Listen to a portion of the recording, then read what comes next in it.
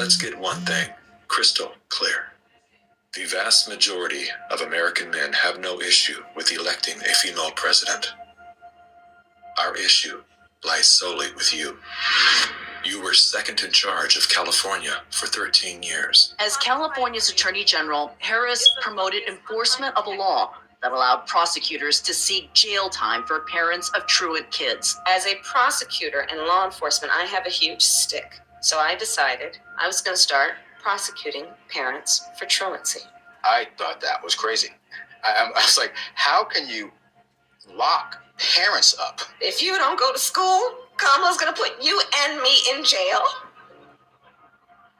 Yes, we achieved intended effect. I opened the door and I see at least 7 or 8 cops like wanted to arrest me. As a matter of fact, they did. And frankly, you know the prosecutors in my office who volunteered to do this? My homicide prosecutors, my gang prosecutors. And they went over there and I said, when you go over there, look really mean. She had me arrested and prosecuted because my handicapped daughter was sick in the hospital and had missed some days of school. I learned that with the swipe of my pen, I could charge someone with the lowest level offense. That person could be arrested. They could lose time from work and their family maybe lose their job. They'd have to come out of their own pocket to help hire a lawyer. They'd lose standing in their community. I lost my job and couldn't pay rent, and we got evicted.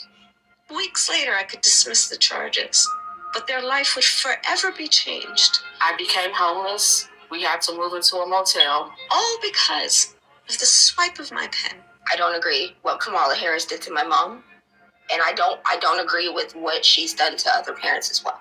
You were second in charge of the United States for 4 years. If anything, would you have done something differently than President Biden during the past 4 years?